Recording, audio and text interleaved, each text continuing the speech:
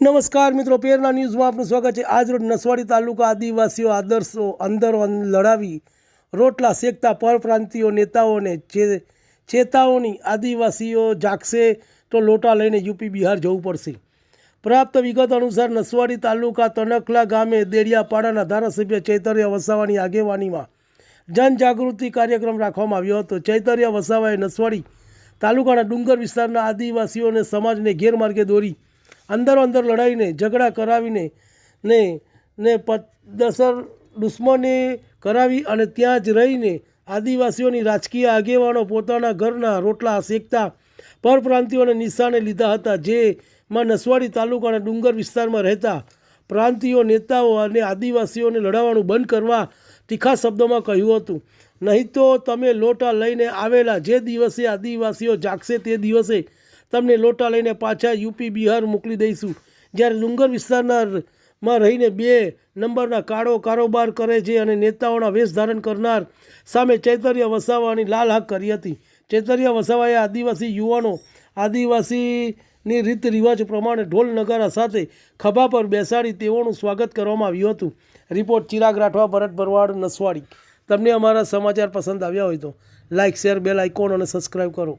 જાય એટલે લાયસન્સ માગે, લાયસન્સ ના હોય તો એનએસસી માગે, પીયુસી માગે, ફલાણો માગે, હેલ્મેટ માગે, બધું હોય તો છેલ્લે માસમાં તો બી 2000 નો દંડ લખી આપે।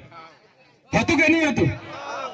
2 વર્ષ સુધી કોરોના ચાલ્યો, આપણે 12મું ની કરવાનું, મયતમાં ભેગા નહીં થવાના, ભજન નહીં કરવાનું, ગણપતિ નહીં કરવાની, નોરતા નહીં કરવાના, લગન નહીં કરવાનું, અને એ લોકોની પ્રચારની રેલી હોય ને કોઈ મોદી સાહેબ આવવાનો એટલે તે દિવસે કોરોનાને રજા। હતું કે નહીં હતું? તે દિવસે બધું રજા, ફરો ભાઈ, મજા કરો। એ જેવા ગયા એટલે પાછું કોરોના ચાલુ। હતું કે નહીં હતું? નસવાડી તાલુકાના તણખલા ગામે સમાજના વડીલો, આગેવાનો, માતા બહેનો, સૌ એસટી, એસસી, ઓબીસી માઇનોરિટીના તમામ આગેવાનો સાથે જનજાગૃતિ અને સ્નેહ મિલનનો અમારો કાર્યક્રમ હતો। સાથે સાથે આ એ વિસ્તાર છે કે જેમણે નર્મદા ડેમમાં પોતાના આખા ગામો વિસ્થાપિત કર્યા છે અને અહીંયા વસેલા છે, છતાં એમની પ્રાથમિક ભૌતિક સુવિધા આજે આપવામાં નથી આવી। સરકારોએ જે વચનો આપ્યા હતા શિક્ષણ, આરોગ્ય અને સિંચાઈના અને એક વ્યક્તિને નોકરીના, એ પણ સરકારોએ પાડ્યા નથી। ત્યારે અમે કહીએ છીએ કે નર્મદાનું પાણી 500 કિલોમીટર કચ્છ સુધી લઈ જાઓ, 1000 કિલોમીટર સુધી લઈ જાઓ, અમને કોઈ વાંધો નથી, પણ નર્મદાનું પાણી આ વિસ્તારોને પણ મળે એવી અમારી માંગણી છે। જે પણ લોકો અસરગ્રસ્તો છે એમને ન્યાય નહીં મળશે, આ વિસ્તારમાં સિંચાઈનું પાણી નહીં મળશે તો આવનારા દિવસોમાં અમારે નર્મદા કેનાલ પણ બંધ કરવાની ફરજ પડશે। તમે મોટી સંખ્યામાં નર્મદા કેનાલ પણ બંધ કરીશું।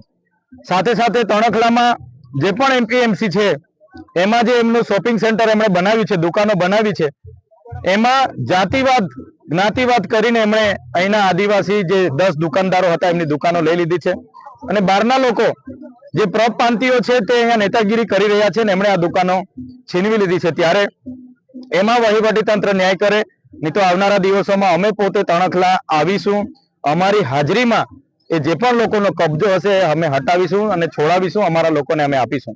આ વિસ્તાર અનુસૂચિત 5 વિસ્તાર છે, પૈસા એક લાગુ છે। આ વિસ્તારમાં ઊંચી પ્રતિમાઓ બનાવી દેવાથી, ઊંચી બિલ્ડિંગો, રોડ રસ્તા કરી દેવાથી કે નહેરો બનાવી દેવાથી આદિવાસીનો વિકાસ થવાનો નથી, પણ આદિવાસીનો વિકાસ કરવો હોય તો એમને શિક્ષણ, આરોગ્ય, સિંચાઈનું પાણી આપો અને રોજગારી આપો તો જ અમારા આદિવાસીઓનો વિકાસ થશે। આજે આઝાદીના 78 વર્ષ પછી પણ અમારો આદિવાસી આજે લાઈનો પર છે। નોટબંધીમાં લાઈનો, કોરોનામાં લાઈનો, હમણાં જે બેંકોમાં લાઈનો, તાલુકા પંચાયતોમાં લાઈનો, મામલતદારમાં લાઈનો, અનાજ લેવા જઈએ ત્યાં લાઈન પર લાગી જવાનું। તો આટલી બધી ખરાબ અમારી પરિસ્થિતિ છે। જો સરકારો આદિવાસીઓનો વિકાસ કરવા નહીં માંગશે તો આવનારા દિવસોમાં દેશનું 29મું રાજ્ય અમે ભીલ પ્રદેશ રાજ્ય બનાવીશું અને એની રાજધાની અમે કેવડિયા રાખીશું।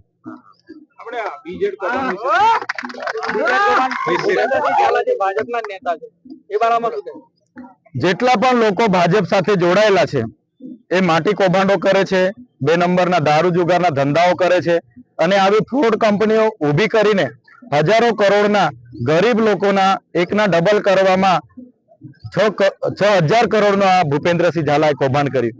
પણ એ ભાજપના સભ્ય હોવાથી સરકાર પડદા પાછળ એમને બચાવવા માટે ફરે છે. એવી રીતના એમના એક ધારાસભ્ય પર કેસ થયો અને આજે 85 દિવસ થયા. આજે પણ એ પોલીસ પકડથી દૂર છે.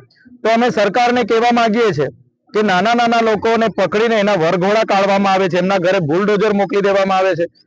તો અદાલતોનું શું કામ છે? તમે ન્યાય કરો. અને અમે તો સરકારને કહેવા છે કે આ ભૂપેન્દ્રસિંહ ઝાલાનો પણ વરઘોડો કાઢો.